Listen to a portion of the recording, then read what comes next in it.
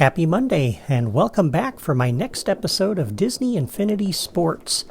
Today I'm going to show you how to build a pirate-themed version of air hockey in the toy box, or as I like to call it, Arr Hockey. First I'll show you how it works, and then I'll show you how to build it. And once again, to help me demonstrate this game, I've got Mrs. Toybox with me. So let me bring her in, and then we'll play it. Okay, I'm here with Mrs. Toybox. Say hello to everybody. Hi, everybody. And we'll step on the challenge maker and start the game.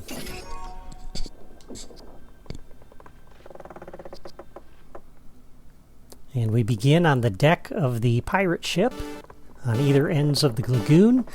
And there's two cannons here, so you want to pick one. The one over on the left is the one centered over the goal. And it drops a hockey puck in the middle of the lake. And basically just use the cannons to try to push the puck around. Of course, sometimes it gets in a position where you can't reach it, so you have to wait for the other player to kind of knock it out.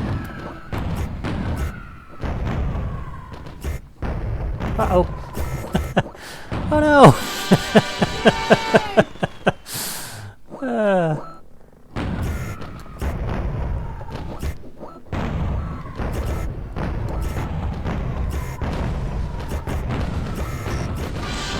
Hey, there we go. Woo.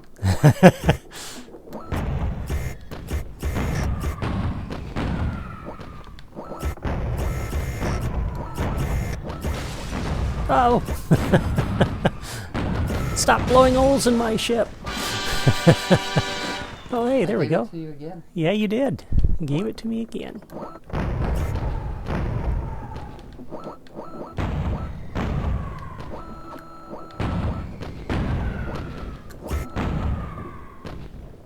Uh-oh. Yeah, I gotta be careful where I shoot.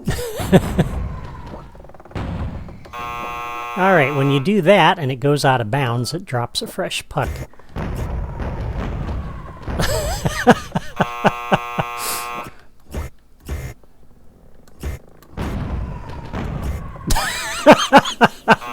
it goes again. Uh-oh. Oh, we got two of them in the arena now. Oh, this will get really interesting. Almost let down. Yeah, almost. Come on, get in the hole. Ah!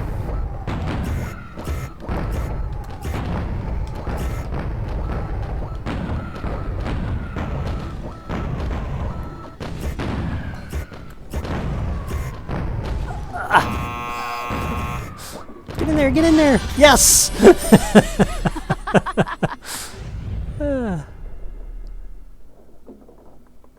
So that's it for my air hockey game. We play to 3 points, so the first player to get 3 points wins.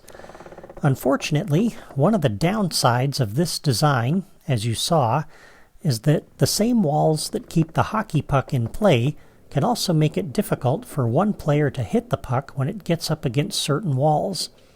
But even with that flaw, this game is a blast to play, literally.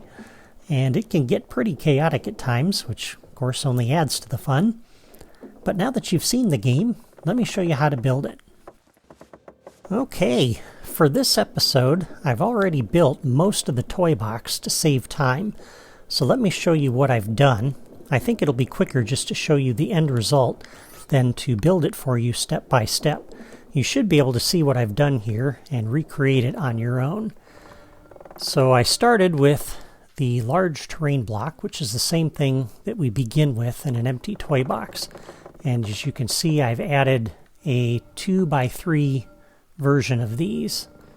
So there's 2 rows with 3 of these in there in this square formation. All right, that's the base. And you format this to use the alien planet theme from Toy Story in Space. And then I built the arena primarily with this block. the small and thin terrain block. And these go around the perimeter of this. There's two there,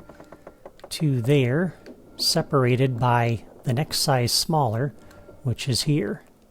All right, and I left this one out. And this is kind of centered on the whole thing. So if I zoom out here a little bit, you can see the terrain seam here runs down the middle of this. And this way, this is situated kind of centered too. And if you don't get it exact, that's fine. And then I took this same block, and we've got 1, 2, 3, 4, and then I repeated what I had on the other side over here, and then came down this way. And that enclosed the basic arena. And then we used this large terrain corner over here in the corners to kind of funnel the hockey puck into the goals. And that helps because if I didn't have these in there, the puck would get stuck in this corner a lot. And so this keeps it sliding towards a goal. So even if a player hits the hockey puck up against this wall and the player on this ship can't get to it, at least the puck will keep moving and hopefully get to a point where they can get to that. And then to top it all off, I just added some little terrain blocks here around the perimeter of this. I got this one here and on the other side, and I used this one here on this corner, and I used this one here, and just trying to make it look not quite so square. I put this one on the end over here.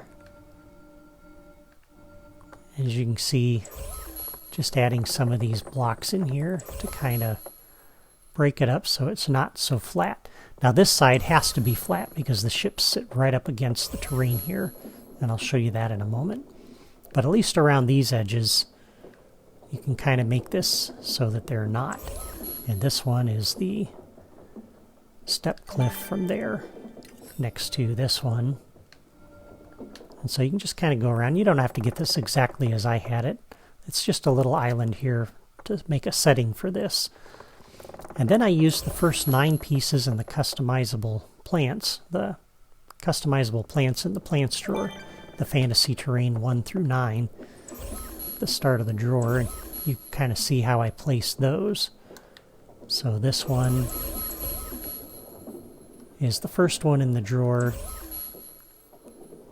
This one is that one, and so on.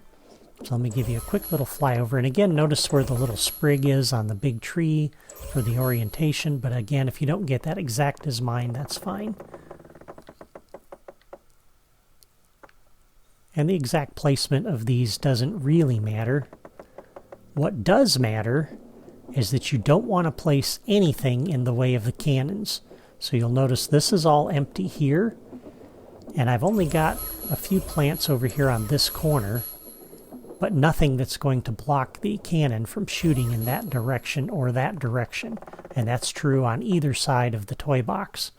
So you want to make sure there's nothing in the way of the cannons. And that's really the only rule. So you can see how I've placed a lot of these.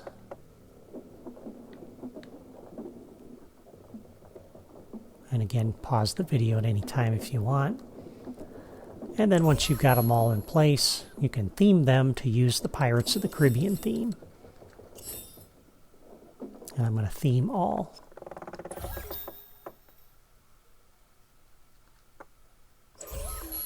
And then lastly, I used the big ship that's out of the set pieces drawer. I believe this comes from the Toy Box Takeover game. I think that's where this comes from. And you'll notice it's right up against the terrain, and I tried to line it up with one of the cannons directly behind the goal. And the same thing on the other side, and you'll notice the plank is on the side that's facing inward, just to make it so the rope is on that side and make it easy for the players to get up in and out of this ship. And that's it for the build. It's a super simple build. And then we'll move on to the Creativitoys and the logic. So let me show you the Creativitoys that you'll need. I have, first of all, a falling object generator. This is situated, if I pick it up, you can look at the little blue thing on the ground below. It's directly over the center of the arena here. All right. And I've got a large trigger area that covers most of the arena. So it's the width of it from this direction with a little bit of overhang in case the hockey puck edge of it happens to go out of that. And then the edges of this are right between the party cannons and the goal. And that's true on either end. So I stretch that trigger area that way. Then of course we have the ESPN soccer goals on either side. You can see that's situated right with the edge of the terrain scene here. And that's true on the other side as well. And 3 party cannons behind it. We also have a challenge maker. We have a scoreboard, a time delayer, a logic gate, and the sound effects generator. All right. So there's not too many Creativitoys. This isn't difficult to hook up. First thing we'll do is come to the challenge maker. And under the properties, I just want to show you that pretty much we're using all of the properties exactly as they are. The only thing I'm going to change is I'm going to force the challenge type to be start on foot. Don't have to do that, but it just kind of makes it so that if you build on this toy box and you've got vehicles and different things, that you'll force them to start on foot. The sound generator, we're going to go ahead and turn the 3D sound at speaker or locator property off so you can hear this on either end of the toy box. For the scoreboard, on the properties for that, we'll leave play to set to 3, because again we play to 3 points. Win by 2 is off, and these things are both on. So all the default properties here are fine. The time delayer, we're going to set this to be 2 seconds. There's no properties on the logic gate. For the score soccer goals, each of the goals we're going to set the scored object action to defeat. And I've already done that on either end. The default is kick out. You want to make sure you defeat. You want the hockey puck to be defeated. All right. And then, oh, and I've also got a locator here on the middle of the deck on either ship. So it's kind of situated right between those 2 cannons. Facing the opposite direction, of course. And this one's little blue dots facing that way. All right, let's start hooking everything up. So we'll come first to the challenge maker. We'll do a new locator connection. And this is going to be player 1's starting location. So they're facing out towards C, which means this goal over here is player 1's goal. This is where they're trying to drive it into, and any hockey pucks that go in here will be scored against player 1's score. Excuse me. Back to the challenge maker, a new locator connection. The other locator is going to be player 2's starting position. Of course, that means the far goal over there is for player 2.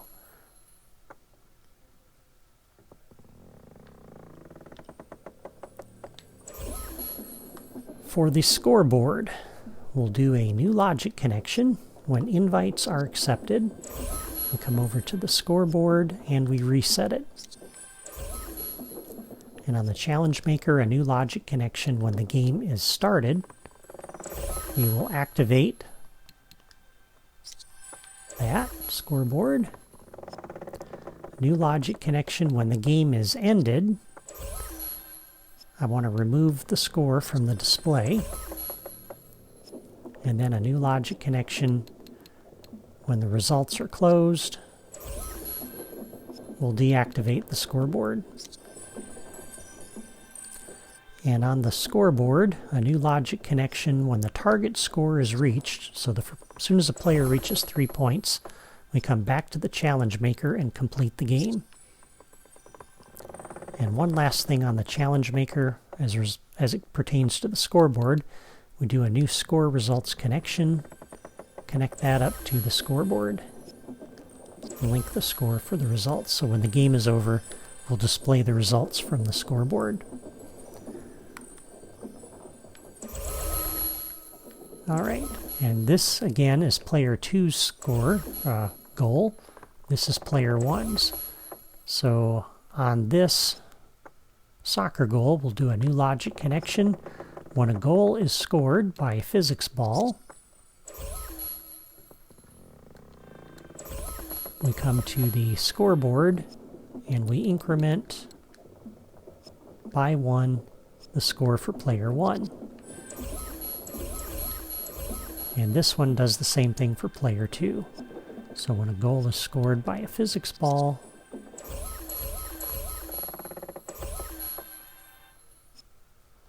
we increment by 1 the score for player 2. And that's it for the scoreboard. That part of it is done. All right. On the challenge maker, new logic connection. When the game is started, we're going to come up to the falling object generator and generate the hockey puck. And that will put the hockey puck down into the middle of the arena. And that's the starting puck. Now, if the player knocks it out of bounds, as represented by this trigger area, we need to generate a new one. And also, if they score, we want to generate a new one, which will put it at the center of the arena. And I like to have it drop down, so that's why I'm got the soccer goals to defeat it, rather than trying to put it out in the middle of the arena when it's scored and just have it reappear there. I like it better when it's falling down from the sky. So there's a couple of other situations. Now when it goes out of bounds, I want to kind of wait a moment before the next one drops in to kind of give the players a moment to reset their cannons to the middle of the arena. And also the same thing when you score. And so that's why we have the time delayer here. So on each of the goals, for example, we'll do a new logic connection. When a goal is scored by physics ball, we'll come to the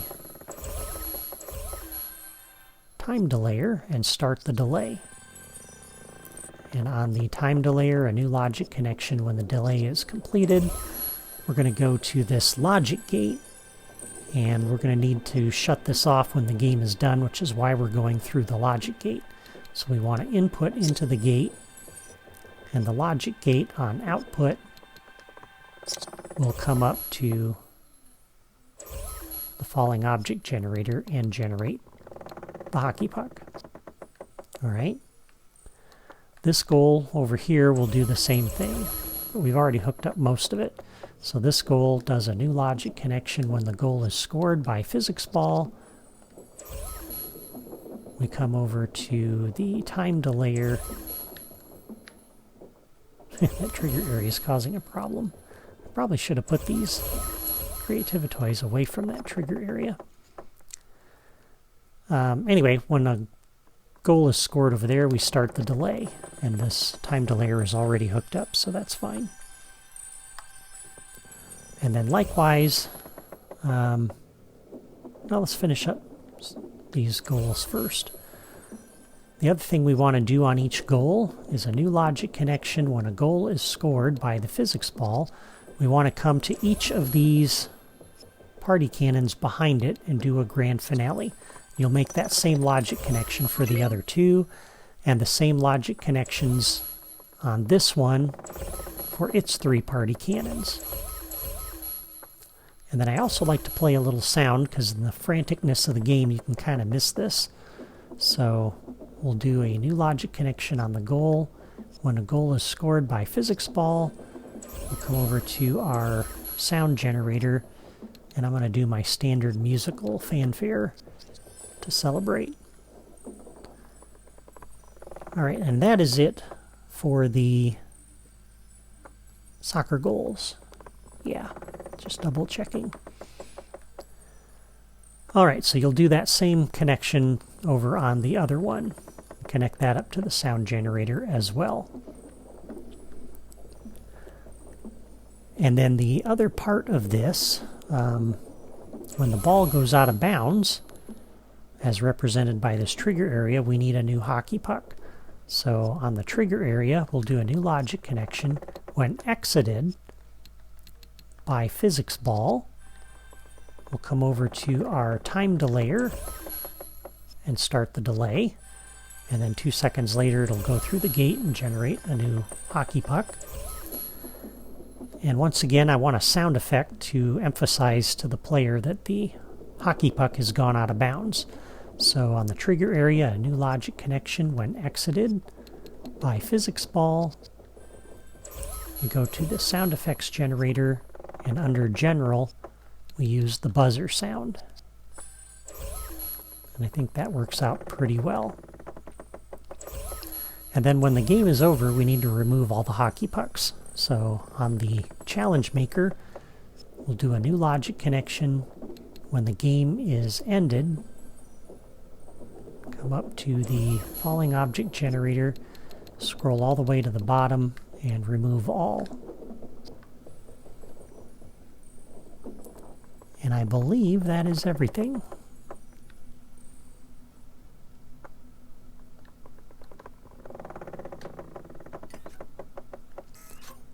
And once you're done, you can move all of those creativitoys below the terrain.